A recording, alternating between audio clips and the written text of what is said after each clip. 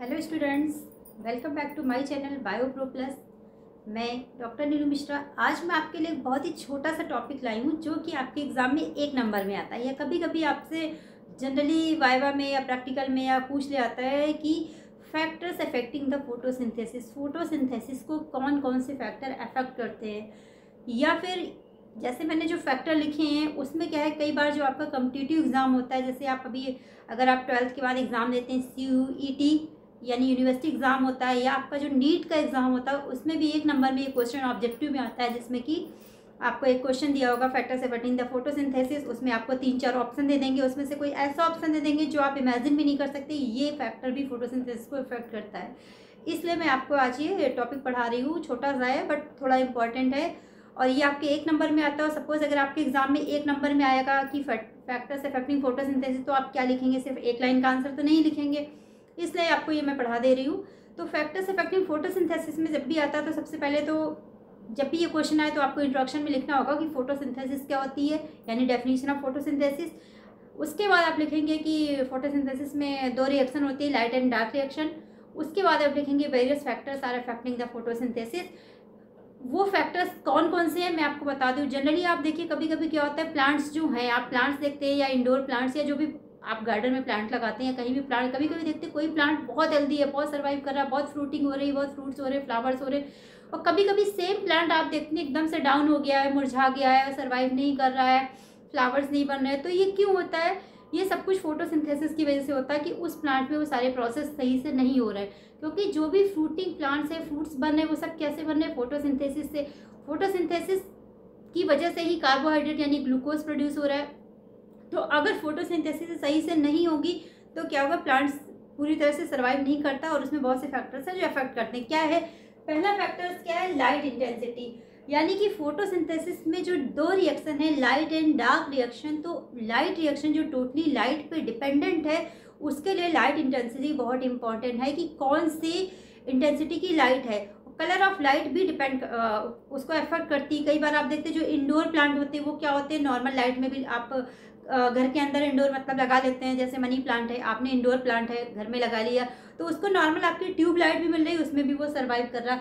But कुछ plant ऐसे होते हैं कि जिनको नेचुरल सनलाइट ही चाहिए होती है, अगर उन्हें नेचुरल सनलाइट नहीं मिल रही तो वो सर्वाइव नहीं करते। यानी सारे प्लांट जो होते हैं वो इंडोर नहीं हो सकते, सबको आप घर के अंदर नहीं लगा सकते हैं। तो इसलिए यानी ये ऐसा क्यों है कि कुछ प्लांट तो ऐसे हैं कि आप इंडोर भी लगा सकते हैं या आर्टिफिशियल लाइट में भी सर्वाइव कर जाते हैं, जबकि कुछ प्लांट ऐसे हैं कि बिना सनलाइट के सर्वाइव नहीं करते हैं।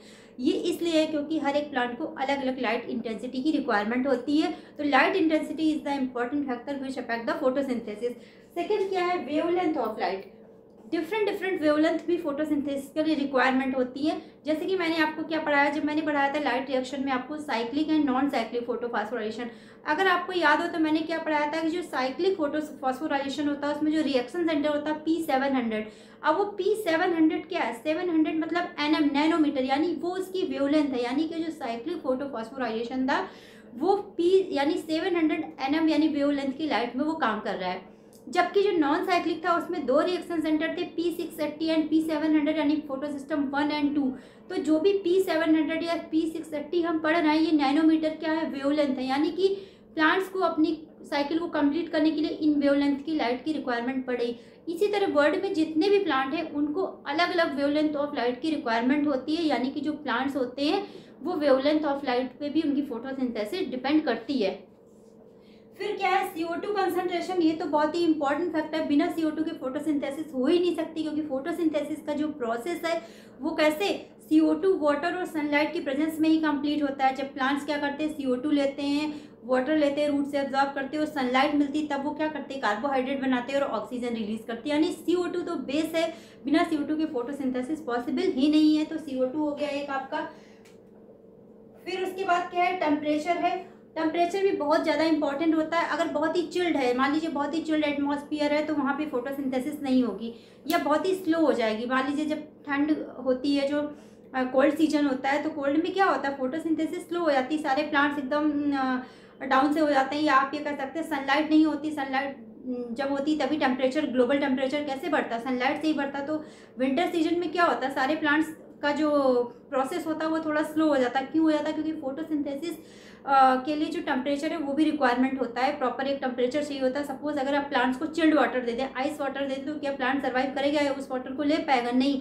यानी वाटर का टेम्परेचर भी एक फिक्स होता है कि उस टेम्परेचर का वाटर ही, उस रेंज की टेम्परेचर का ही प्लांट यूज़ कर सकता है। सिमिलरली इसी तरह से जो भी टेम्परेचर होता है वो उसके लिए बहुत ही, सराउंडिंग जो एटमॉस्फेयर है उसका भी टेम्परेचर प्लांट्स उस पर भी डिपेंड करता है। अगर सराउंडिंग टेम्परेचर बहुत ही चिल्ड है तो भी प्लांट सर्वाइव नहीं करेगा, उसके सारे प्रोसेस बंद हो जाते हैं, स्लो हो जाते हैं। तो टेम्परेचर भी फोटोसिंथेसिस को इफेक्ट करता है। तो एक आपका ये हो गया टेम्परेचर। फिर क्या है, water supply. Water supply without photosynthesis, without water तो कुछ भी संभव नहीं है। ना तो हम सर्वाइव कर सकते हैं, ना प्लांट सर्वाइव कर सकते हैं। यानी कि अगर प्लांट्स को वाटर नहीं मिल रहा, जैसे कि CO2 इसके लिए इसेंशियल है, वैसे ही वाटर भी इसेंशियल है। बिना वाटर के भी फोटोसिंथेसिस नहीं हो सकती। वाटर, CO2 और सनलाइट तो मैंडेटरी है, यानी कि ये तीनों तो चाहिए ही चाहिए। फिर उसके बाद क्या है, क्लोरोफिल कंसनट्रेशन। क्लोरोफिल कंसंट्रेशन, जो प्लांट्स में क्लोरोफिल कंसंट्रेशन जितना ज़्यादा होता है उस प्लांट में फोटोसिंथेसिस भी उतनी ज़्यादा ही होती है।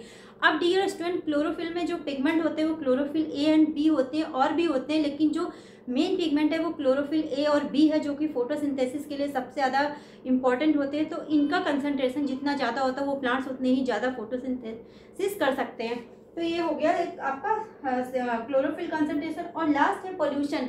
ये मैंने इसलिए पढ़ा है, कभी आपके नीट में अगर क्वेश्चन आ गया कि फोटोसिंथेसिस इज अफेक्टेड बाई, और आपको ऑप्शन दिया उसमें क्लोरोफिल लिखा है, तो आप सोचेंगे क्लोरोफिल नहीं है, आपने छोड़ दिया, पोल्यूशन लिखा है, बाकी कुछ भी लिख दिया उन्होंने ऑप्शन में। तो पोल्यूशन भी फोटोसिंथेसिस को अफेक्ट करता है। कैसे करता है, अगर प्लांट्स जो पानी ले रहे हैं या प्लांट्स को हम जो वाटर दे रहे हैं वो पोल्यूटेड है, या उसमें बहुत सारा लेड है, या कुछ भी पोल्यूटेंट्स हैं, तो प्लांट्स उस पानी को यूटिलाइज नहीं कर पाएंगे। या सपोज वो पानी साल्टी है, तो क्या प्लांट साल्टी पानी को लेके फोटोसिंथेसिस कर पाएंगे? नहीं। हाँ, एक्सेप्शन होते हैं, कुछ हेलोफाइट्स होते हैं जो साल्टी वाटर में ही सर्वाइव करते हैं, वो अलग अलग है। लेकिन नॉर्मली क्या होता है, प्लांट्स को जो बहुत ज़्यादा पोल्यूटेड एरिया में होते हैं वहाँ प्लांट ग्रो नहीं करते। आपको मैंने लाइकेन पढ़ाया था, तो मैंने क्या पढ़ाया था, लाइकेन भी पोल्यूटेड एरिया में हो जाते हैं। यानी अगर कोई ऐसा एरिया है जहाँ पे कोई भी प्लांट नहीं है और वहाँ पे लाइकेन ग्रो कर रहे हैं, तो इट मीन्स वहाँ पे क्या है, SO2 का पोल्यूशन सबसे ज़्यादा होता है। तो इस तरह से पोल्यूशन भी प्लांट की जो फोटोसिंथेसिस है उसको अफेक्ट करता है।